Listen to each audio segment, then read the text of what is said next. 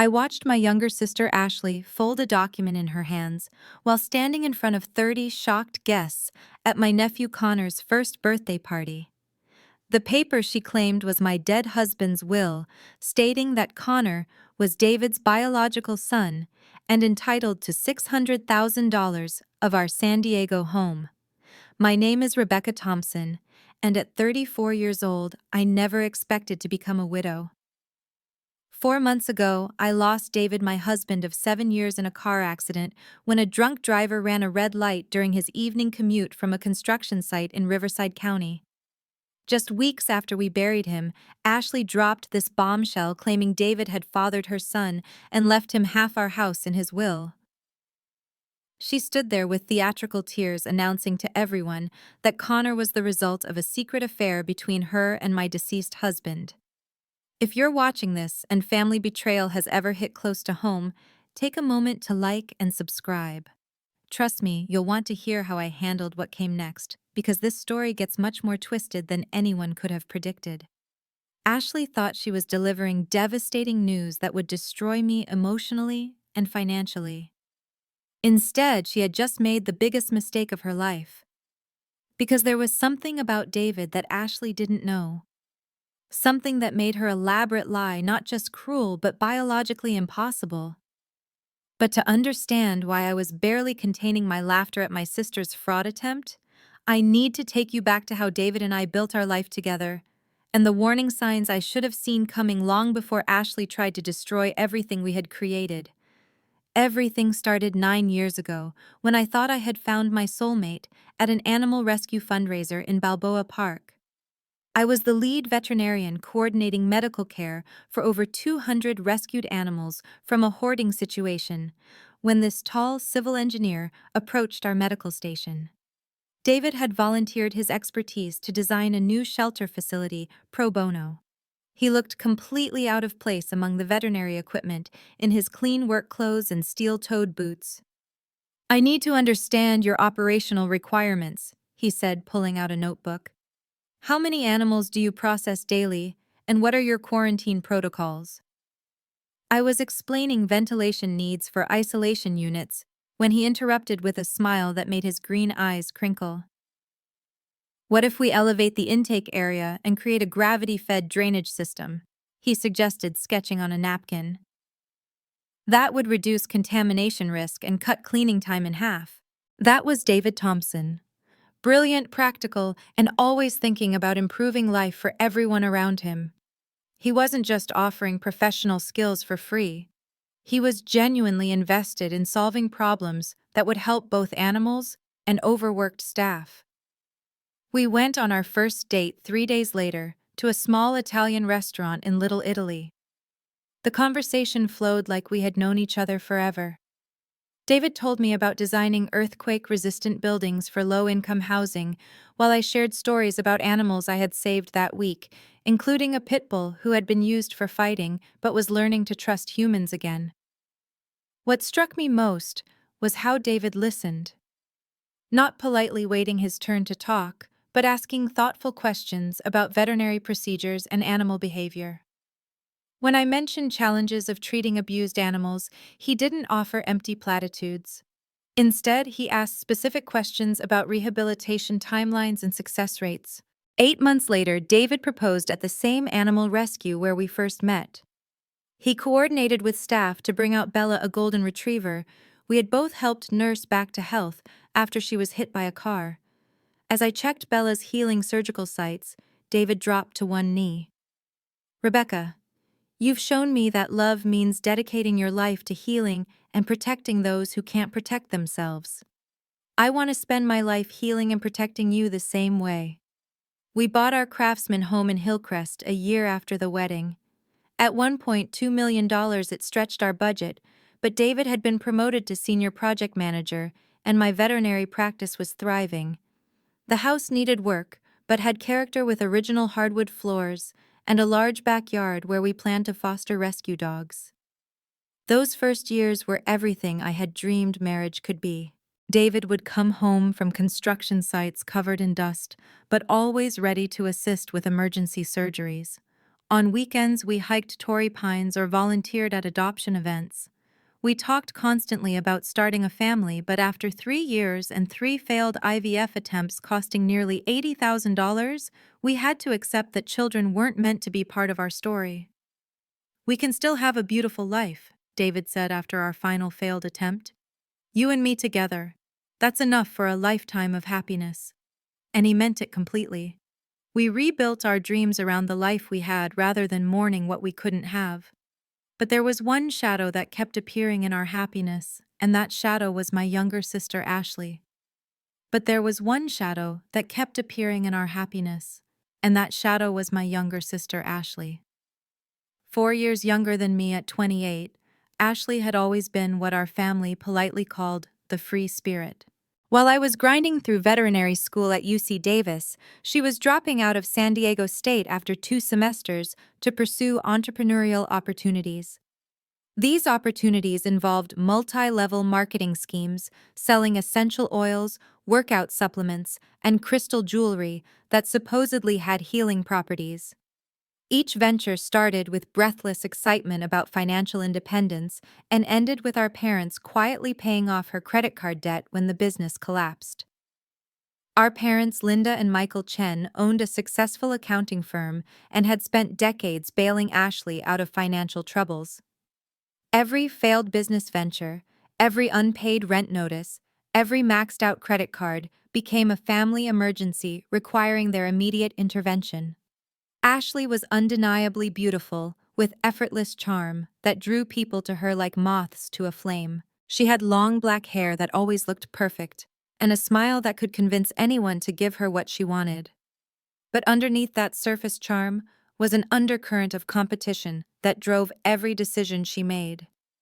If I achieved something, Ashley needed to one-up me. When I got into veterinary school, she announced plans to become a marine biologist, though she never took a single science course. When David and I bought our house, Ashley spent months complaining about her cramped apartment, fishing for our parents to help her find something better. The competition extended to my relationship with David in ways that made me increasingly uncomfortable. At family gatherings, Ashley would find excuses to touch David's arm while laughing at his jokes. She started texting him directly about family events instead of coordinating through me. When he posted construction project photos on social media, she would comment with heart emojis and messages like, "My brilliant brother-in-law." Ashley's behavior escalated after we had been married 3 years. She began showing up at David's construction sites claiming she happened to be in the area and wanted to grab lunch. She would call when she knew I was performing surgeries, asking for help with emergencies that always resolved themselves by the time David could respond. The breaking point came during a family barbecue at our house. I stepped inside to take an emergency call about a dog hit by a car. When I returned, Ashley had moved next to David with her hand on his thigh, whispering something that made him visibly uncomfortable.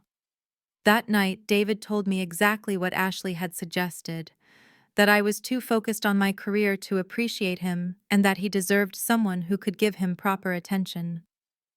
When David rejected her advances, Ashley laughed it off as a joke, but we both knew better. After David rejected Ashley's advances, we documented everything and created distance without causing family drama. David blocked her number and we declined events where she would be present alone with him. 6 months later, Ashley started dating Tyler Rodriguez, a construction worker with tattoos and a motorcycle our parents immediately disapproved of. Then came Ashley's pregnancy announcement at Thanksgiving dinner. She had never wanted children and frequently mocked my desire for a family, calling it biological programming.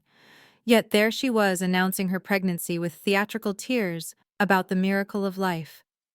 I felt that familiar stab of jealousy watching my sister accidentally achieve what David and I had failed to accomplish through $80,000 of IVF treatments. Connor was born healthy, and I became a devoted aunt, despite Ashley's overwhelming parenting struggles. She called constantly about feeding schedules and colic, often needing me to watch Connor overnight. David maintained careful distance from the baby, which I attributed to our fertility pain, but now realize was his suspicion about Ashley's long-term motivations. Then came that terrible Tuesday morning in February. David left at 6:30 for a construction site in Riverside County, promising to call after his inspection. "Should be back by 4, he said. "We can try that new Thai restaurant."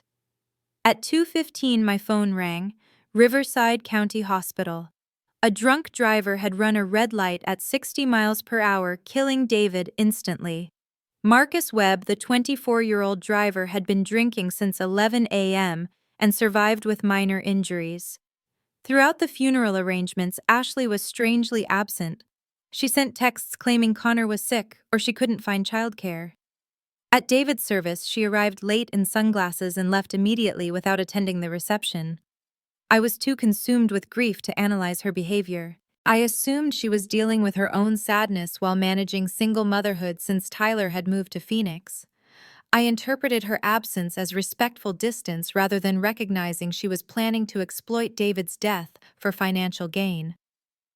3 weeks later, Connor's first birthday arrived, and I walked unknowingly into Ashley's carefully planned ambush.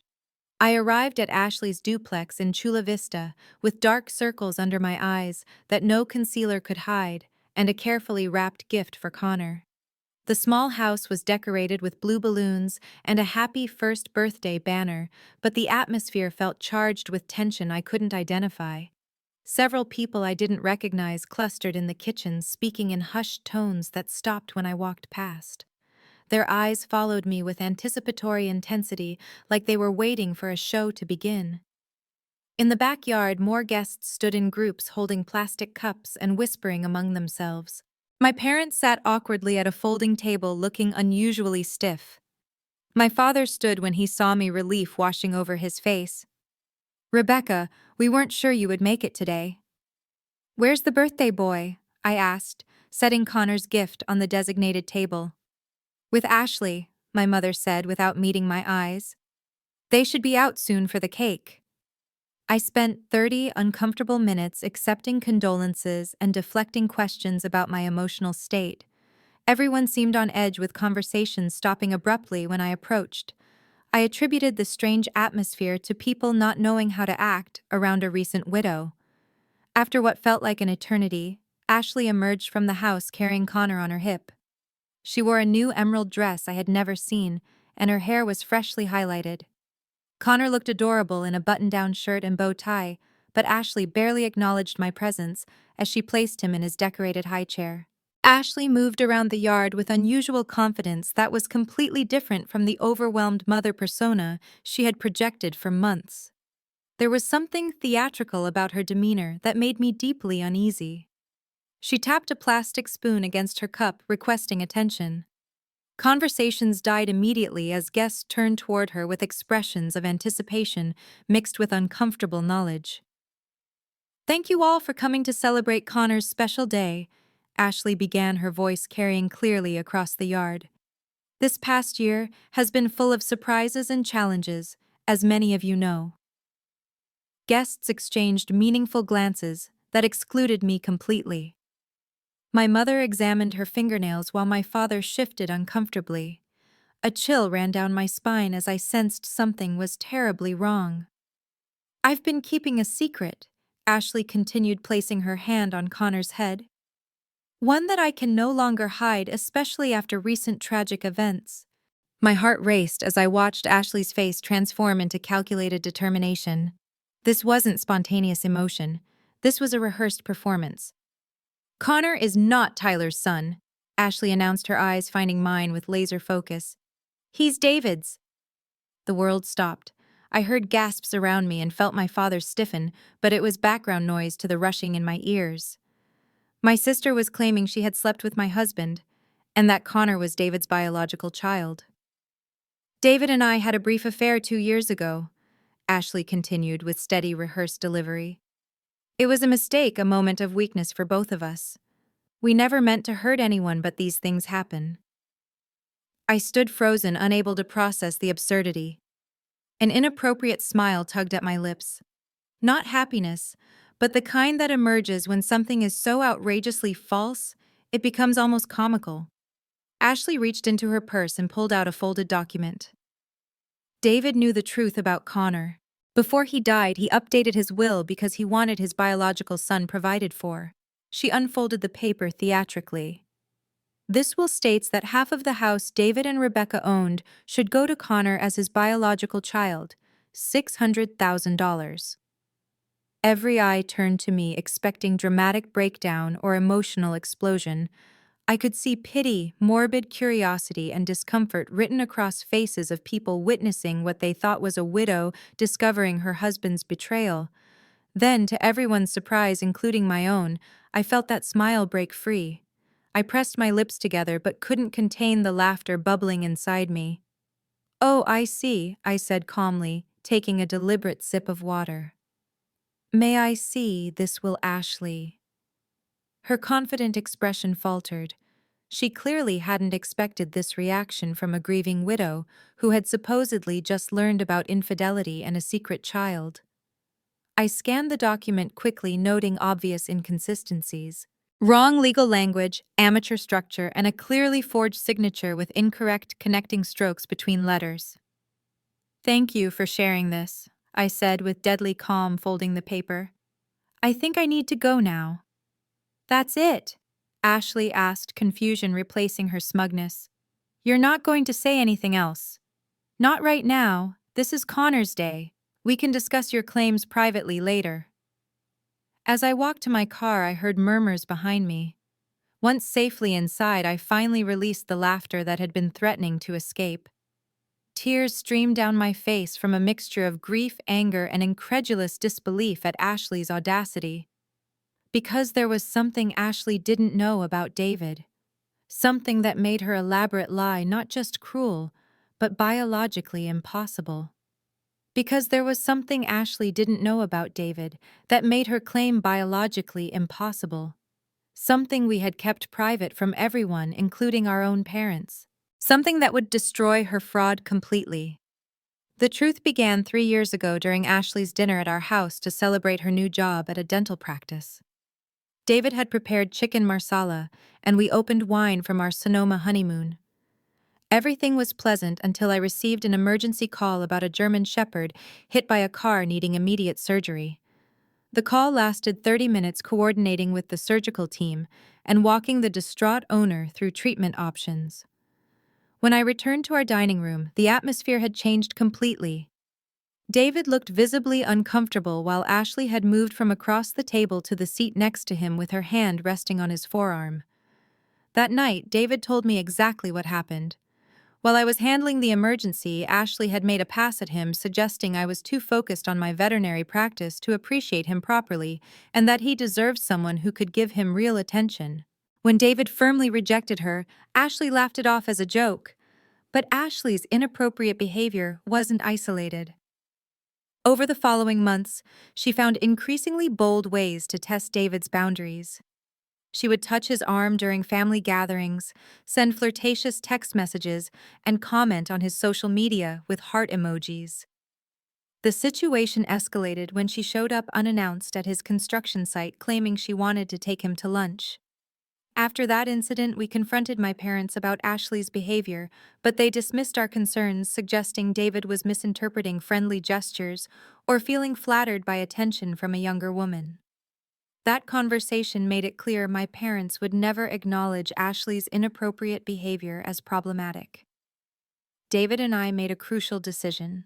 We would document every inappropriate interaction Ashley had with David and create distance without causing complete family breakdown. David started keeping a detailed journal noting dates, times, and exact quotes. He blocked Ashley's number after she sent a particularly suggestive late-night message. But the most significant development came 6 months later, when David began experiencing health issues that would change everything. He had been having intermittent pain that he initially attributed to work stress. After consulting our family doctor, David was referred to a urologist who diagnosed him with a severe varicocele requiring immediate surgery. During the pre-surgical consultation, we learned that David's condition was more extensive than initially expected. To prevent recurrence and ensure his long-term health, the surgeon recommended performing a vasectomy during the same procedure. The varicocele was so severe that leaving his reproductive system intact would likely result in the condition returning within years. It was an incredibly difficult decision, especially given our ongoing fertility struggles. We had already spent 3 years and $80,000 on failed IVF treatments. The vasectomy would eliminate any future possibility of natural conception, but would prevent David from experiencing chronic pain. After extensive discussion, we agreed to the combined procedure. David's vasectomy was performed exactly 2.5 years before Connor was conceived, making it biologically impossible for David to be Connor's father. We kept this medical information completely private.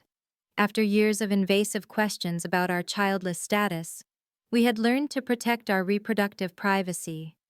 Only David, myself, and his medical team knew about the vasectomy. During his recovery, David made a prediction that seemed paranoid at the time. "Ashley isn't going to give up," he said. "I have a feeling she might try something more drastic someday." The week after his surgery, David scheduled an appointment with our attorney, James Wilson. He explained Ashley's inappropriate behavior and detailed his recent medical procedure. James recommended documenting everything, including medical records confirming the vasectomy. David created a comprehensive file containing his medical records, our real estate documents, his legitimate will, and detailed documentation of every inappropriate interaction with Ashley. He updated his will through proper legal channels, and we placed everything in a safety deposit box. "Just in case Ashley tries something crazy," David said, though at the time his precautions seemed excessive. Now sitting in my car after Ashley's fraudulent announcement, I realized David's preparation had been prophetic. He had somehow anticipated that Ashley might use his death to make false claims and had created an ironclad defense against exactly this kind of fraud. The morning after Connor's birthday party, I drove straight to Pacific Coast Bank, where David and I maintained our safety deposit box. The manager, who had known us for years, expressed condolences as he led me through security procedures to access the vault. I sat alone in the small viewing room and opened the metal box David had jokingly called our disaster preparation kit. His methodical approach to documenting potential problems had seemed paranoid, but now I understood his caution was completely justified. Inside was exactly what I needed to destroy Ashley's fraud permanently. David's legitimate will, properly notarized through James Wilson's law firm, leaving everything to me with no mention of Ashley or Connor. Medical records detailing his vasectomy performed 2.5 years before Connor's conception, making it biologically impossible for David to be Connor's father. A detailed journal documenting every inappropriate interaction with Ashley, including specific dates, times, and exact quotes. Printed text messages ranging from mildly flirtatious to explicitly suggestive. A letter from attorney James Wilson confirming he had witnessed David's legitimate will signing. At the bottom was a sealed envelope with my name in David's careful handwriting. With trembling fingers, I opened his final letter to me. "My dearest Rebecca, if you are reading this, something has happened to me, and you needed these documents. I hope it's many years from now, when Ashley's behavior is just a distant memory we laugh about together. But if not, please know I tried to prepare for every scenario. Use these documents to protect yourself and our life together. Don't let Ashley or anyone use your grief against you. You are stronger than you know and have every right to defend what we built. I love you beyond words, beyond time, beyond death itself. Whatever happens, know that my love will always protect you. David." Tears streamed down my face, feeling his love reaching across death. I carefully returned most documents, keeping only what I needed for immediate action, and called James Wilson for an emergency appointment. James examined Ashley's forged will with growing concern. "This is embarrassingly amateurish work," he said. "The legal language is completely wrong and the signature would never stand up to professional analysis. But the fact she created this is deeply troubling. We need comprehensive information about Ashley's circumstances," James continued. "People rarely attempt inheritance fraud without serious financial pressure. I recommend hiring a private investigator." James called Frank Murphy, a former San Diego police detective who arrived within an hour. Frank took detailed notes as I explained the situation, asking pointed questions about Ashley's relationship, history, employment, and finances. 3 days later, Frank requested an urgent meeting with disturbing findings. Ashley was facing complete financial catastrophe with over $95,000 in debt across credit cards, personal loans, and medical bills from Connor's heart surgery. Her credit score made her ineligible for additional loans, and she faced eviction for 3 months of unpaid rent, totaling $6,000. Tyler Rodriguez had essentially abandoned Ashley and Connor, moving to Phoenix with a new girlfriend. He paid minimal child support of $300 monthly, often weeks late, and had made no effort to maintain a relationship with Connor. Most damning, Frank produced text message exchanges between Ashley and her friend Jenna, revealing the premeditated nature of her fraud. David's death is terrible, but maybe it's finally my chance to get what I deserve. That house is worth at least $1.2 million.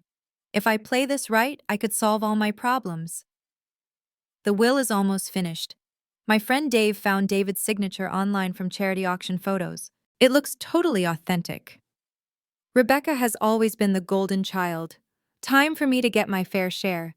She got 7 years with an amazing husband. The least she can do is share the wealth now that he's gone. Reading Ashley's calculated words made me physically sick. This wasn't grief-induced desperation, but predatory behavior designed to capitalize on my most vulnerable moment. Frank also discovered Tyler had a history of domestic violence charges and an outstanding warrant for unpaid child support to another woman, making him dangerous to have around Connor. That evening, I met with my therapist, Dr. Sarah Chen, to process the overwhelming evidence. This pattern of competition and manipulation has existed since childhood, she observed. The current situation is escalation, not anomaly. Compassion doesn't require allowing yourself to be victimized, Dr. Chen advised. You can be kind while establishing firm boundaries and consequences.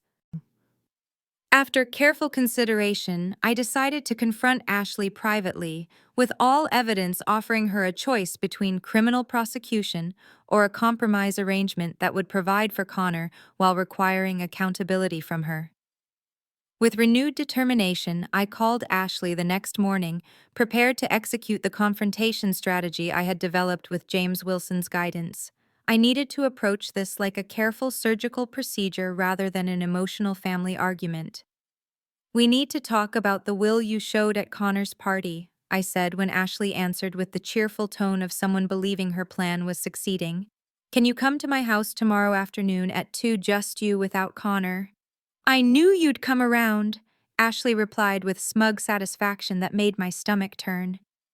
"I was wondering how long it would take for you to accept reality and discuss splitting David's estate." I spent the next day preparing, methodically arranging evidence in logical order and setting up recording equipment. California allows one-party consent recording, but James advised asking permission to frame it as creating a record of our agreements. At precisely 2 o'clock, Ashley arrived looking polished in a new outfit that someone facing eviction shouldn't afford. I led her to my living room, where I had arranged 2 chairs facing each other with a digital recorder, water glasses, and a manila folder containing evidence that would destroy her claims. "I hope you don't mind if we record our conversation," I said, as Ashley settled with relaxed confidence. "It seems prudent given the legal nature of our discussion to have clear documentation." Ashley hesitated briefly before nodding dismissively. "Sure, whatever makes you comfortable. This should be straightforward since David's will clearly states his intentions about Connor." Then I turned on the recorder, stating date, time, and location while confirming Ashley's consent. Then I studied my sister's face as I prepared to systematically dismantle her elaborate fraud. "Before discussing legal documents, I'd like to understand exactly what you're claiming happened between you and David," I said in the calm, professional tone I used with pet owners during complex procedures. Ashley launched into her well-rehearsed story about a supposed affair beginning 2 years earlier. She claimed they had connected during marital difficulties I hadn't noticed, meeting secretly at downtown hotels, where David confessed unhappiness with our relationship and attraction to Ashley's spontaneous personality. David felt terrible about the betrayal but also trapped, Ashley said with practiced sincerity. He wanted to tell you the truth, but Connor was born with heart problems, and David didn't want to add emotional stress to an already difficult situation. I listened without interrupting, taking mental notes of inconsistencies while maintaining neutral expression. When Ashley finished, I began asking specific questions designed to expose flaws in her fabrication. Which hotels exactly? I asked with clinical detachment. Usually the Marriott downtown, Ashley replied quickly. Sometimes the Hilton near the airport. What room numbers do you remember? What days of the week? What did David typically order from room service? With each question, Ashley's answers became more vague and contradictory. She clearly hadn't anticipated detailed interrogation, and her confidence cracked under pressure of maintaining lies. Why does any of this matter? Ashley finally snapped. The point is, Connor is David's son, and the will proves David wanted to provide for him. Actually, I said with deadly calm, opening my folder, both claims are demonstrably false, and I can prove it with documentation that will hold up in court. I placed David's medical records on the table, watching Ashley's face as she processed what she was seeing. 2.5 years before Connor was conceived, David underwent a vasectomy following varicocele surgery. The procedure was completely successful, with follow-up tests confirming 100% effectiveness. Ashley's face drained of color as she picked up the records with trembling hands. These could be faked, she said weakly. They're completely authentic, I replied calmly. David's urologist is prepared to testify under oath, but that's just the beginning. I produced David's legitimate will, properly notarized through James Wilson's firm. This is David's actual will, leaving everything to me with no mention of you or Connor. The will you showed me is a poorly executed forgery. I continued, placing Frank's forensic analysis on the table. Creating fraudulent legal documents is a felony punishable by up to 5 years in prison. I revealed Frank's investigation showing Ashley's financial desperation and her text messages discussing the premeditated fraud. We know everything, Ashley. The question is what happens next. For a long moment, Ashley sat in stunned silence. Then she began to cry. Not theatrical tears, but deep, body-racking sobs from genuine despair. I didn't know what else to do, she gasped. Connor and I are going to be homeless in 2 weeks. Tyler abandoned us with nothing but medical bills and debt collectors. So you decided to destroy David's reputation and claim he cheated on me? I asked as my voice hardened despite Ashley's distress. I was desperate, Ashley shouted, as sadness transformed to defensive anger. You have everything, Rebecca. This house, a successful career, everyone's respect. What do I have? A sick baby, 95,000 in debt, and an eviction notice. Her raw honesty about financial terror reached something in me that wasn't forgiveness, but perhaps understanding. Connor is Tyler's son, isn't he? I asked more gently. Ashley nodded miserably. Yes, David never touched me. I tried to seduce him, but he always rejected me and told you everything. And the will? My friend Dave created it with graphic design software using David's signature from charity photos online. I was going to use it to pressure you into giving me money voluntarily. I never planned to actually take you to court. I turned off the recorder and considered my options. I could have you arrested right now, but that would hurt Connor more than anyone, and despite everything, he's still my nephew. So here's what's going to happen. You're going to publicly retract your claims and apologize for attempting this fraud. In exchange, I'll help you and Connor, not by giving you half my house, but by creating real solutions. Why would you help me after what I tried to do? Not for you, for Connor, and because David would want me to help his nephew even if his mother tried to destroy David's reputation. There will be strict conditions, and if you violate them, the help stops immediately. Ashley accepted my proposal for therapy, financial counseling, steady employment, and a trust fund for Connor's needs, while allowing me involvement in his life.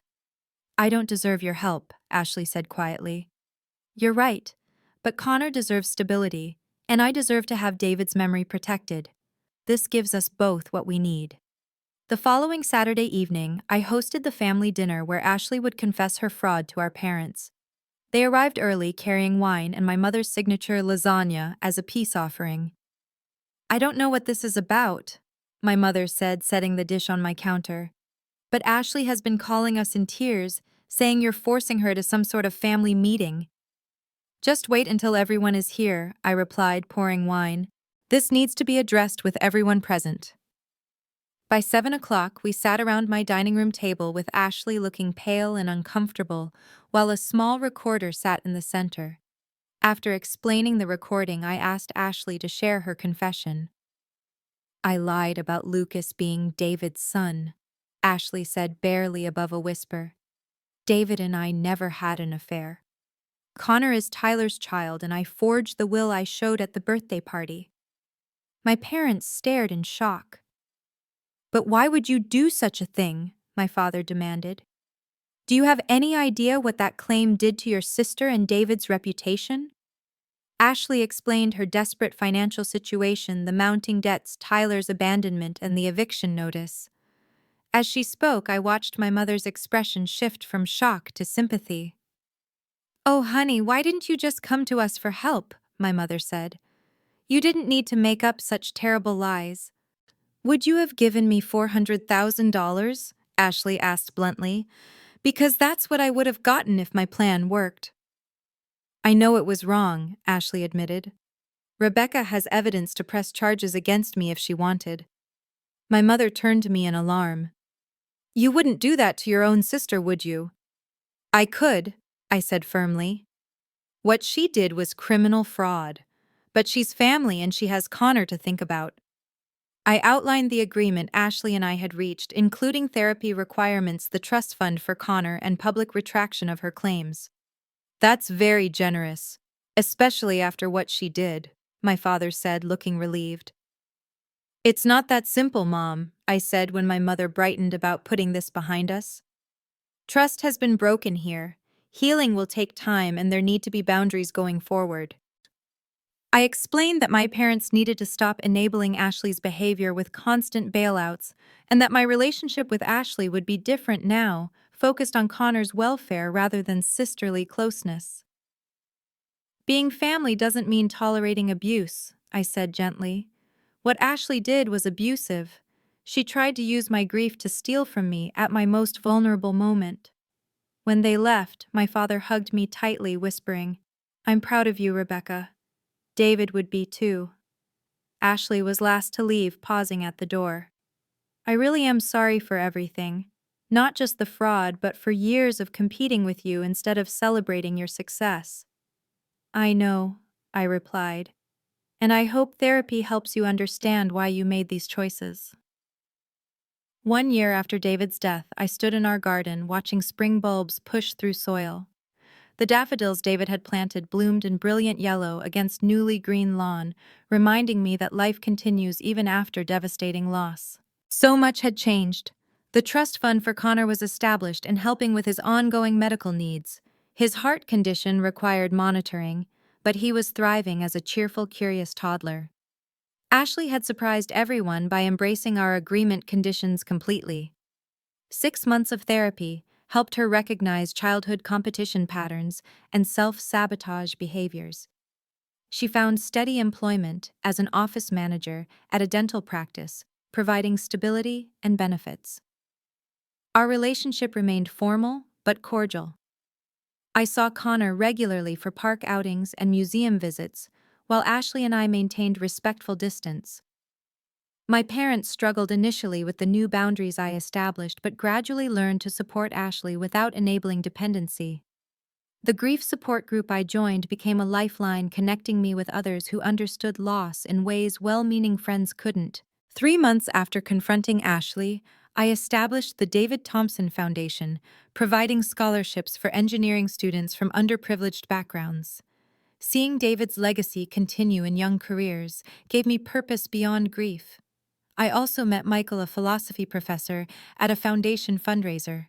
We started as friends sharing coffee after events, then gradually moved to occasional dinners.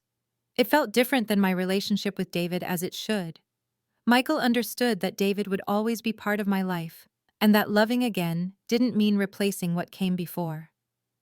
Standing in David's garden that spring morning, I reflected on everything he had taught me about preparation, protection, and love transcending death. His foresight in documenting Ashley's behavior had saved me when I was most vulnerable. I had learned that family relationships need clear boundaries to remain healthy. That forgiveness doesn't require forgetting or allowing harmful patterns to continue. Sometimes the people we expect to protect us are the ones we need protection from.